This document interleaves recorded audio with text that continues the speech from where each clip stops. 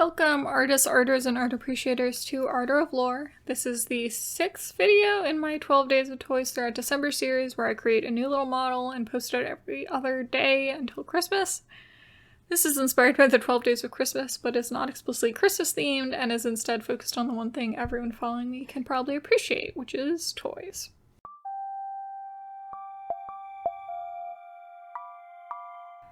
So I got into my head that I really wanted to make a Jack-in-the-Box, or really like a pseudo Jack-in-the-Box style creation. Now, a traditional Jack-in-the-Box, if you didn't know, is a closed box with a little handle on the side that can crank around kind of like a bicycle pedal in like a circle. And usually it plays music and then a little clown character pops out. And I had the idea that maybe I could make something sort of similar. Obviously, or maybe not obviously, but if you didn't know, when I create 3D models, I'm usually thinking of them being 3D printed, and I want them to be 3D printed in one place, or one piece. And you wouldn't really be able to 3D print that well. I wouldn't be able to design a 3D print that was that complex, and also 3D print material is not traditionally very springy, so you would need to use a metal spring. So my idea for creating sort of a pseudo Jack-in-the-Box, which is really at the end of the day more like a fidget toy type creation, is to make a little box with a cutout on one side and essentially a false bottom. And the false bottom has a handle that sticks out. The handle sticks out of a hole in the side, and then the hole is elongated so you can lift the handle up, and you can put it on like a little notch near the top of the box to make the little cat pop out of the box. Originally it was supposed to be a cat clown, although, as you'll see in this video, I got kind of sidetracked with what I was going to make. But yeah, this was an interesting experiment because I haven't made something so functional and mechanical before this. I usually make stuff that's... I make ball jointed dolls sometimes, but I've definitely not made anything so, like, square, I guess? I don't know if that's odd to say, but I don't usually work in squares. I usually work in spheres. So, it was pretty interesting doing something different, although there was some fun sculpting for the little clown character that would pop out of the box. As I've worked on more and more of these videos, I will admit that I've had less and less knowledge of what to say. I don't necessarily know what I should talk about, what you guys would be most interested in, what's most practical for me to do, and I will admit I'm on a bit of a time crunch for some of these. So I guess instead I'll just tell you about what I did today, because that's a thing that people do a lot of the time. You guys can tell me whether or not you want to hear more about like the sculpting process, or whether you'd like to hear just like silence, or, you know, I would like to do more tutorial-esque videos in the future, but that's not necessarily what the 12 Days of Toy series has been for me. I've been kind of like practice, it's doing a lot in a row, and doing an explanation of my entire process for every one of these videos would be, it would be repetitive, and it wouldn't be that helpful because I am speeding them up quite a lot. So if you have any other ideas besides just like doing a more thorough explanation, because I hope to do more like tutorial style videos to help people with Blender in the future, but probably not for this series. So instead I'll just tell you about what I did today. So, I went to the grocery store today. It was very exciting. I know. But I was going to tell you all about my fabulous trip to the grocery store where I purchased a plush unicorn, which it might seem very on brand for me to purchase a plush unicorn, because I did just make a video where I 3D modeled a plush unicorn. That was day 5, in case you didn't know, was doing the stuffed animal unicorn. And I talked about how I have a little collection of unicorns. I have unicorn statuettes, I have unicorn toys, I have unicorn plushes. Classic unicorn girl over here. But what I also said in that video is that I don't tend to seek out plushes to add to my collection. And today was no different. I was just going to the grocery store to get like normal groceries. Peanut butter, beans, tortillas, and so on. And I wandered over to the little toy section, as I often do, although it is like kind of out of the way. It's like over by the garbage bags, but I needed some garbage bags, so I wandered over there, and they had this little rack with these little unicorns, and there were a whole bunch of them, and exactly one of them was a pastel rainbow, like tie-dye style unicorn with rainbow wings and hooves and a horn, and inside of its ears, and its rainbow wings have pink embroidery on them. They're made of some sort of like stiff felty type thing, and they're all like shiny and glittery.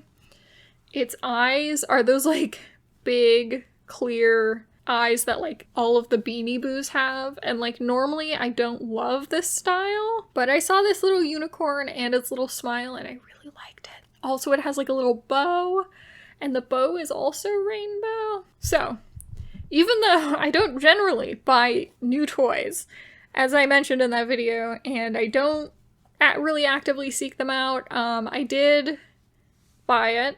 I mean, it was quite cheap. I think it was like $4.25. It was on sale, and it was also very cheap already. So it was only like $4 or something, which is good because I'm broke, and if it was much more than that, then I would not have purchased the tiny unicorn. And it is a little bit cheaply made, I would say. It's like, its material is not the fanciest, but it is really cute. And it's even like, it stands up. I don't know, I like that it's not like floppy. I do love my floppy unicorn toys, but like, I find it very charming that it can stand up. Its butt is like smaller than its like chunky front of its body. And I really would have thought that it would tilt over forwards, but it actually hasn't had that problem. It can like stand on its little hooves, and it's just very cute. It really matches my Pegasus and my unicorns, which is like really neat. I don't think I have any. I have like a unicorn dragon, like a dragon with a unicorn horn, because they've made some TY toys like that. And I don't have any actual like Pegasi unicorn hybrids other than this one now. So it fulfills a niche inside of my little plush collection. So that was most of my day, other than doing a bunch of work on a different 3D sculpt. I think day 9 is the one that I'm working on. Yes, it is it's day 6 that I'm recording, and I'm still working on day 9. So maybe that should tell you how the progress is going. Just kidding. Actually, day 9 is like the last one that I'm working on. I didn't necessarily organize everything because I had decided what I was going to do for the first sculpts and then for the very last ones. So day 9 ended up being in this like nebulous place where I hadn't decided what to do for it. And I finally started doing something for it, and I've been working on that pretty actively. Yeah, while I'm working on sculpts, I usually watch, like, YouTube videos and stuff like that in the background. Of course, I'm recording everything for the channel, and I do tend to put how many, like, minutes the recording is at the end of the video, but I don't necessarily take into account certain things that I'll do off camera, like fiddling with the joints of characters, if I'm doing like a character with multiple joints, importing it into the 3D printing program and like checking to make sure it works. Like for the sculpt that I'm working on in this video, I did that multiple times because I was having issues with it. In addition to the normal like little cat character, I decided to look up whether or not you could do a spring in PLA.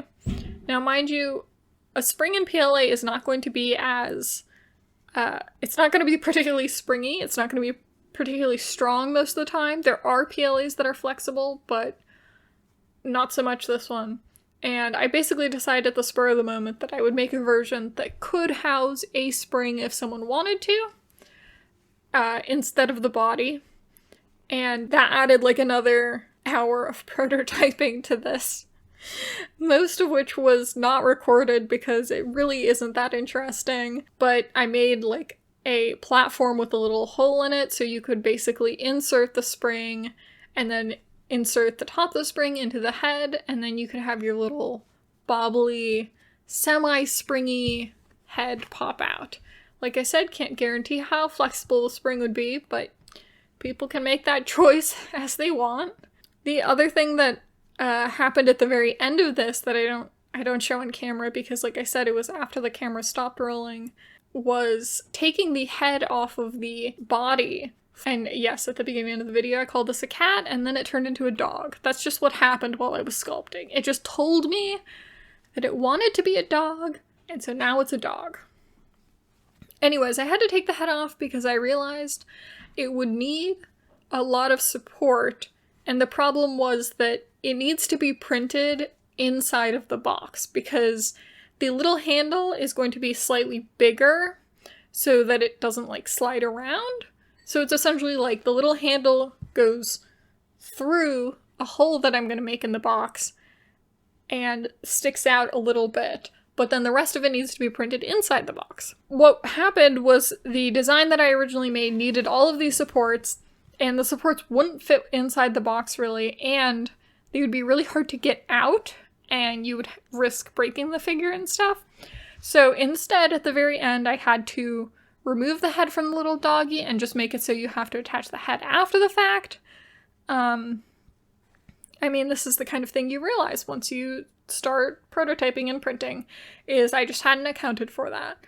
I did account for it when I was doing the bells and also the paws. I was like thinking, oh, I can't make these stand out too much because they need to be 3D printed, but for some reason I just forgot that the collar was like also sticking out too much. I was doing a combination of doing a new sculpt today and then also doing some like fiddly stuff with that sculpt that I did off camera. And aside from that, purchased a little unicorn. Not what I usually do when I go to the grocery store. Also got a lot of, like I said, normal groceries that were not tiny unicorns. So anyways, I hope you liked the video and the little cat. Tell me whether or not you like the version with the body or the spring more. And you can like and subscribe if you want. As per usual, I'll be posting most of these 3D models to Cults 3D after the video goes up, and supporters on Ko-fi have access to these and more models for the price of the monthly membership thing, and access to new and exclusive 3D models. And thank you to my Ko-fi supporters, Yasella, Retro Geek Crafts, and Luca. And my tiny unicorn says goodbye.